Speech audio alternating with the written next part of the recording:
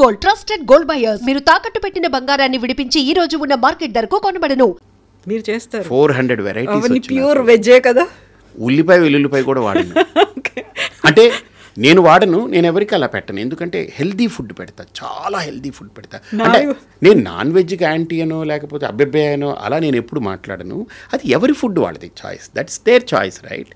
నేను ఎంచుకున్నది నాకు ఆధ్యాత్మిక మార్గంలో నేను ఇలా నడవాలనుకున్నప్పుడు నాకు నా గురువులు చెప్పి నేను ఫాలో అవుతాను. 400 రకాలు వెజ్లో పక్కా ప్యూర్ వెజ్. అది సౌత్ నార్త్ అన్నీ ఉన్నాయి ఇందులో, అన్నీ ఉంటాయి. అసలు ఈ రోజు తింటే మళ్ళీ 365 రోజుల తర్వాత వస్తుంది. అది సంవత్సరం తర్వాత. ఇప్పుడు మీరు కారం అంటే మీకు మిరపకాయ కనపడుతుంది, నాకు ఎన్ని తెలుసా? అల్లం కారం, మిరియాలు కారం, మిరపకాయ కారం, ఎండుమిరపకాయ కారం, ఇలాగ కారాల్లోనే నేను చాలా రకాల కారాలు నేను వాడతాను కాంబినేషన్. మీకు పులుపు అంటే ఒకటే చింతపండు అనిపిస్తారు, కానీ టొమాటో పులుపు ఉంది, మామిడికాయ పులుపు ఉంది, ఉసిరికాయ పులుపు ఉంది, వాక్కాయ పులుపు ఉంది, చింతపండు ఉంది, నిమ్మకాయ ఉంది, ఇలా రకరకాల పులుపులు ఉన్నాయి. తర్వాత చుక్కకూర పులుపు ఉంటుంది, రకరకాల పులుపులు. అలా నేను అన్నీ స్టడీ చేసి ఏ కాలంలో ఏ పులుపు వాడాలి, ఏ కాలంలో ఏ కారం వాడాలి, ఏ కాలంలో. నేను కోవిడ్ వచ్చినప్పుడు కూడా ఫుడ్ తోటే చాలా కంట్రోల్ చేశాను అందరికీ. మెడిసిన్స్ వాడలేదు, మా ఆశ్రమంలో రానేలేదు కోవిడ్ దగ్గరికి. దానికి ఇంకో కారణం కూడా ఏంటంటే ఇది నిత్యాగ్నిహోత్ర అని ఒకటి నేను చెప్పాను కదా, R&D చేస్తుంటా. నేను R&D ఒక 7 అంశాల్లో చేస్తా. ఒకటి సొసైటీ మీద, పాలిటిక్స్ మీద, తర్వాత స్పిరిచువాలిటీ మీద, ప్రోడక్ట్స్ మీద, తర్వాత పర్సనాలిటీస్ మీద, ఇలా రకరకాల వాటి మీద నేను R&D అంటే ఎప్పుడు రీసెర్చ్ చేస్తూ ఉంటా. నేను ఎప్పుడు నేర్చుకోవాలనుకునే వ్యక్తిని. అప్పుడు నేను అనుకున్నాను, మనకు కోవిడ్ ముందు దీని గురించి బాగా థింక్ చేశా. కోవిడ్ టైంలో విగరస్గా పనిచేశా.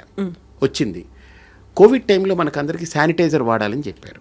మీకు గుర్తుందో లేదు, అందరూ బాటిల్ క్యారీ చేసి చేతుల్లో వేసుకుని ఏది ముట్టుకున్నా తుడుచుకునేవాళ్ళు. నాకు ఒక క్వశ్చన్, మనం బయటికి వెళ్ళాం ఏదో ముట్టుకుంటే శానిటైజ్ చేసుకుంటాం, కానీ బాడీ అంతా పట్టిన దాన్ని ఇంటికి వస్తాం కదా, మరి ఇది ఇంట్లో కూడా పాకుతుంది కదా, అది ఎయిర్ బోన్ అన్నారు కదా అప్పుడు, మరి అది ఇంట్లో అంతా పాకుతుంది కదా, ఇళ్ళంతా ఎలా శానిటైజ్ చేస్తాం మనం? ఏం చేయలేం. అందుకని ఇది కనిపెట్టాను నేను, నిత్యాగ్నిహోత్ర అని. ఋషులు మనకి ఇచ్చినటువంటిది, నేను కనిపెట్టలేదు ఇది, వాళ్ళు ఇచ్చిన అమూల్యమైన ఫార్ములాని. ఇది 100% న్యాచురల్ది అనమాట. ఇది మీకు కూడా ఇస్తాను. ఇది వెలిగించి పెడితే 45 నుంచి 55 నిమిషాలు వెలుగుతుంది ఒక కేక్. ఇది పూర్తిగా హెర్బ్స్, అంటే మన మైండ్ని రిలాక్స్ చేసే హెర్బ్స్ ఉన్నాయి, స్ట్రెస్ ఫ్రీ చేసేది ఉన్నాయి.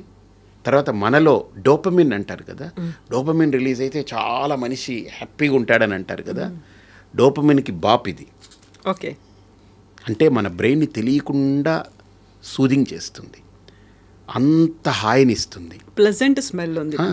ఓపెన్ చేయగానే అలా ఉంది కదా. అంతా మొత్తం హెర్బ్స్ ఇవి, పంచగవ్య హెర్బ్స్ తోటి చేసింది. ఇది ఒక్కటి వెలిగిస్తే ఆఫీస్ ఏరియాలో 50 మంది వర్క్ చేస్తుంటే వాళ్ళు ఒక 2 గంటలు పడుకుంటే ఒక న్యాప్ తీసుకుంటే 2 గంటలు ఎంత ఫ్రెష్ అవుతారో, ఇది వెలిగి ఈ 45 నిమిషాలు వాళ్ళు కనుక అది పీల్చుకోగలిగితే అంత రిఫ్రెష్ అయిపోతారు వాళ్ళు. ఇళ్ళంతా శానిటైజ్ చేస్తుంది, ప్యూరిఫై చేస్తుంది.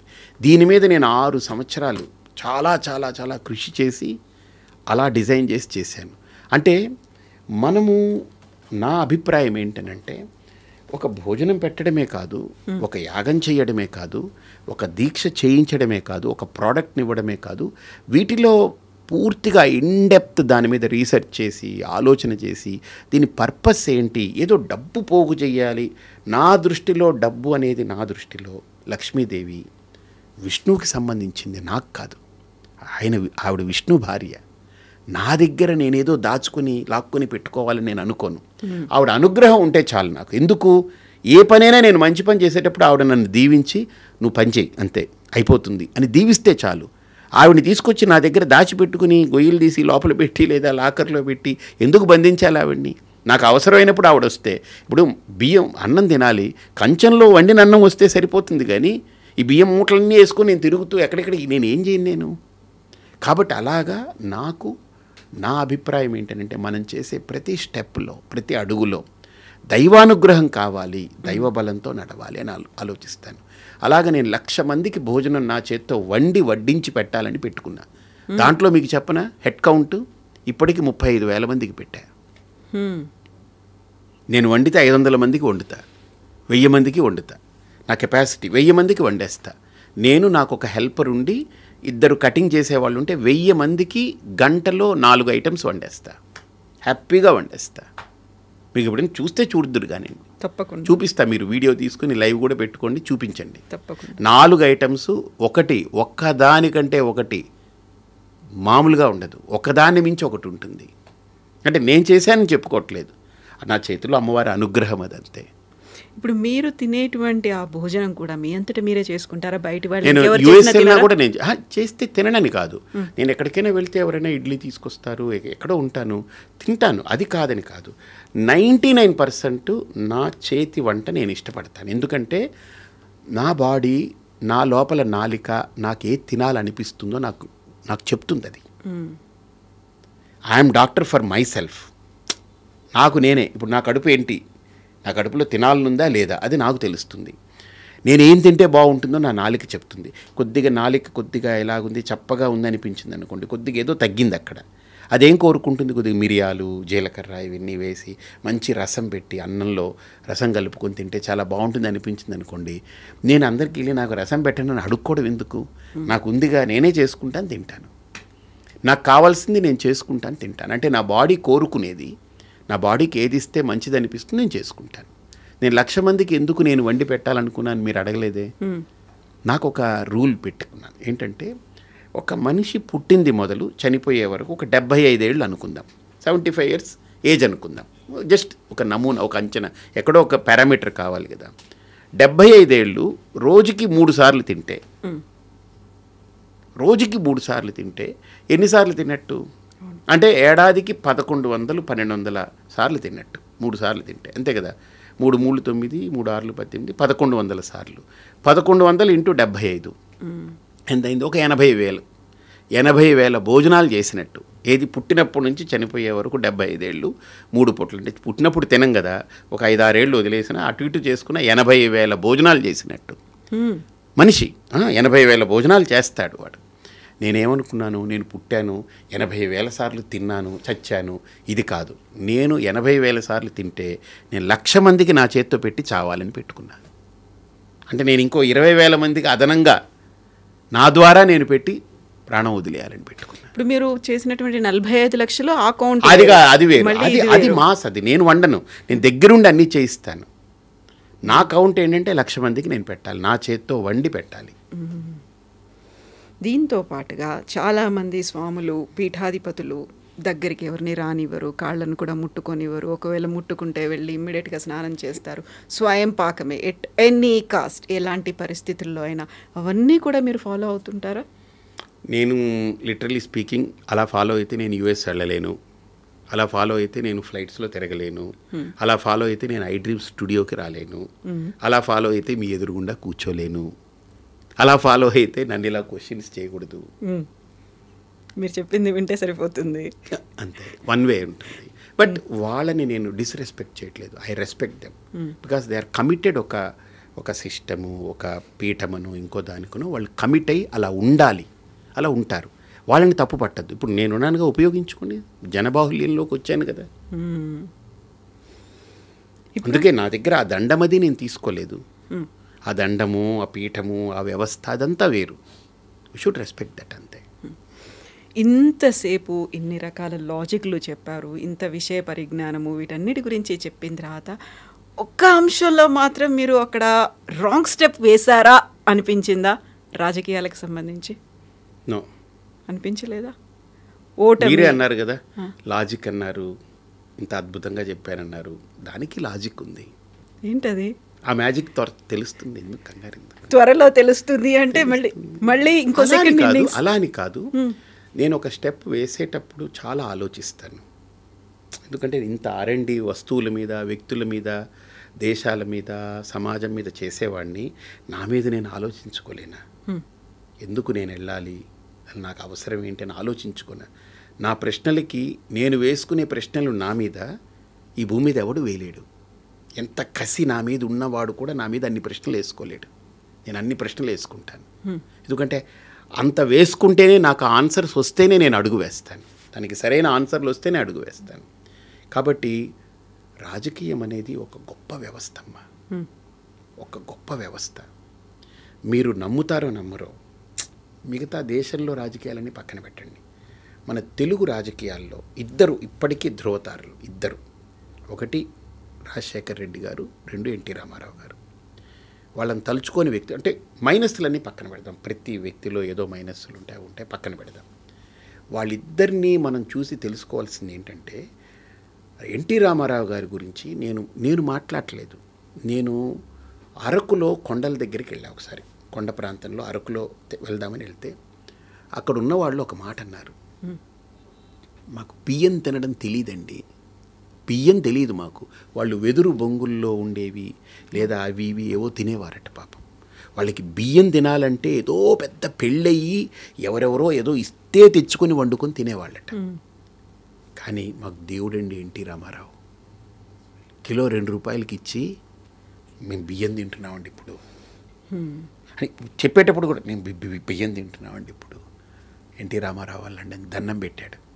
నాకు అనిపించింది, ఒక వ్యక్తి దేవుడు అయిపోయాడు అన్నం పెట్టి. ఆయన ఇంట్లోది ఏం పెట్టలే, ఆయన సంపాదన ఏం పెట్టలేదు, కానీ సమాజానికి ఒక ముఖ్యమంత్రి స్థానంలో ఒక వ్యక్తి కూర్చుంటే, ఒక సంకల్పం ఉన్నవాడు, ఒక సజ్జనుడు ఒక వ్యక్తి కూర్చుంటే ఒక్క సంస్కారంతో ఎన్ని లక్షలు కోట్ల మంది కడుపుల్ని ఆయన నింపేశాడుగా ఒక్క సంతకంతో. ఇది ఆయన చేశాడుగా. అదే రాజశేఖర్ రెడ్డి గారు ఆరోగ్యశ్రీ అని పెట్టాడు ఆయన. నిజంగా చెప్పాలంటే ఆయనకి దండం పెట్టాలి మనం. ఆయన ఏమండి రామారావు అలా చేశాడు, ఈయన భ్రష్టు పెట్టాడు, రాజశేఖర్ రెడ్డి ఇది తిన్నాడు, ఏమిటండి మాట్లాడితే ఎవరినైనా మాట్లాడచ్చు. చేసిన మంచిని మాట్లాడదాం, మనం మనుషులం కదా. ఆల్ ద టైం ఈ చెత్త చెదారం చెడు మాట్లాడుకుంటూ ఎంతకాలం గడుపుతాం మనం? పోనీ నువ్వు చెడు చెప్పిన తర్వాత ఆయన చేసిన మంచికి ఏమైనా అర్థం లేకుండా పోతే ఉపయోగం ఏంటి? సో ఆరోగ్యశ్రీ అనే పథకం పెట్టి ఎవడమ్మా అపోలో హాస్పిటల్కి వెళ్ళి పడుకుంటారమ్మా, హాయిగా కడుపు నొప్పి వస్తే హాయిగా వెళ్ళిపోతున్నారు. ఇంకోటి ఆయన చెప్పే మాటల్లో కూడా ఎవరికైనా ఆపద వస్తే కుయ్యి కుయ్యి కుయ్యి అని మీ దగ్గరకు వచ్చేస్తున్నారు. ఏం గొప్ప ఆలోచన అది. 108 పట్టుకొచ్చి పెట్టారు. అంటే ఆయన డాక్టర్గా ఒక పేషెంటుని ఎలా కాపాడాలని, అంటే ఆయన ఎంతవరకు మెడికల్ ఫీల్డ్లో ఉండి ఒక డాక్టర్గా సర్వీస్ చేశారో తెలియదు, కానీ ఈ ఒక్క పనితో ఆయన మనుషుల మనసులో అలా నిలబడిపోతాడు. నాకు వాళ్ళిద్దరిని నేను ఆలోచించాను. రెండోది ఎన్టీ రామారావు కానీ రాజశేఖర్ రెడ్డి కానీ వాళ్ళిద్దరి అప్రోచ్లో కూడా ఒక హుందాతనం ఉండేది. గమనించారా మీరు? ఆ రాజకీయాలు ఇప్పుడు కనపడట్లేదు. ఆ రాజకీయాలు పెద్ద కుళ్ళు, స్వార్థం, దరిద్రం, దౌర్భాగ్యం. ఇప్పుడు మనకేంటంటే 2 రకాల నాయకత్వాలు, ఒకటి దౌర్భాగ్యం లేదా ఒకటి దరిద్రం. దరిద్రాన్ని కోటేస్తే దౌర్భాగ్యం ఓడిపోవాలి, దౌర్భాగ్యాన్ని కోటేస్తే దరిద్రం ఓడిపోవాలి. ఈ దరిద్రంలో బతుకుతున్నాం మనం. ఇలాంటి పరిస్థితుల్లోనే దౌర్భాగ్యం, దరిద్రం, కుళ్ళు ఇలాంటివి ఉన్నప్పుడు మీకు అక్కడ ఒక స్పేస్ ఉందనుకుంటున్నారా? ఆ స్పేస్ చుట్టూ ఉండదమ్మా, ఉండదు. నేను ఒకటి నేర్చుకున్నా, మన ఇంట్లో బూజు కొట్టాలంటే బూజు ముందు మన నెత్తి మీద పడుతుంది, అవునా? అంతేగా నేను ఎక్కడో ఉండి బూజు కొట్టలేను కదా. అంటే ఏమో రిమోట్ ఫ్యూచర్లో ఎలా వస్తే, ఒకప్పుడు బూజు కర్రతో బూజు కొట్టేవాళ్ళం. ఆ ఉపమానం చూస్తే ఫస్ట్ బూజు ఎక్కడ పడుతుంది? కొట్టేవాడి మీదనే పడుతుంది. పడని, ఐఎమ్ రెడీ. దాన్ని క్లీన్ చేయాలనుకున్న నా నెత్తి మీద పడితే కూడా నేను ఆస్వాదిస్తా, తర్వాత కడుక్కుంటాం, ఏముంది. సమయం ఎప్పుడు వస్తుంది అది వాళ్ళ కాలం బట్టి, నాకు కాదు. నాకేం ఆ తాపత్రయం లేదు కదా. మంచి చేయాలని అనుకున్నాం. ఇందులోకి వెళితే బై అండ్ లార్జ్ చాలా పెద్ద మంచి చేయొచ్చు అని అనిపించింది. వెళ్ళాం. నాకు ఓటమి గెలుపులతో కూడా లెక్క చేయను నేను. నాకు తెలుసు నిలబడితే ఓడిపోతానని తెలుసు. కానీ నిలబడకపోతే ఈయన ఒక నిలబడ్డాడు, వాళ్ళకి వాళ్ళు ఫీల్ అవ్వాలి కదా, అరే ఇలాంటి వ్యక్తి వచ్చి మనం ఈయన గెలిపించుకోలేకపోయాము, ఏమిటిది అని ఫీల్ అవ్వాలా? వాళ్ళు అవ్వలేదనుకోండి, ఏదో రోజు ఏదో ఒకటి, అంటే మనం విత్తనం నాటితేనే కదా అది ఏదైనా మొలకెత్తుతుంది. మనం ఏమీ చేయకుండా అన్నీ నా దగ్గరకు వస్తే అప్పుడు ఆలోచిస్తానంటే ఎలా కుదురుతుంది? Let me do something. ఎప్పుడు చేస్తున్నాం కదా. సో ఏదైనా పార్టీలో జాయిన్ అవుతారా? మీరే స్వయంగా ఒక పార్టీ పెడతారా? అవన్నీ నేను ఆలోచించట్లేదమ్మా. ఆ టైంకి ఖచ్చితంగా nature will give a path. బాగుండాలి, సమాజం బాగుపడాలి, వీళ్ళకి మంచి నాయకత్వం రావాలన్నప్పుడు నేచర్ ఎవరో ఒకళ్ళని, నన్నే కాదు, ఒక గొప్ప నాయకుడిని ఆ సమాజం యొక్క సంస్కారానికి తగ్గట్టుగా ఆ నేచర్ కూడా అది ఇస్తుంది. అది ధన్యవాదాలు స్వామి. మళ్ళీ మీరు చెప్పినట్టుగా మీ శ్రీపీఠమే కాదు, ఆ తర్వాత మహాశక్తి యాగం, ఆ తర్వాత మీరు స్వయంగా వంట చేసి పెడతా అన్నారు కాబట్టి అది కూడా ఉంది, అది కూడా ఉంది. 3 ఒకేసారి రండి. తప్పకుండా మీరు వస్తే ఇప్పుడు మా అమ్మగారు అనుకుని చక్కగా మీకు అన్నీ పెడతాను. మా అమ్మగారికి కొన్ని ఇష్టమైనవి కొన్ని ఉంటాయి. She very choosy. మీకు పెడతాను తప్పకుండా రండి. తప్పకుండా ధన్యవాదాలు.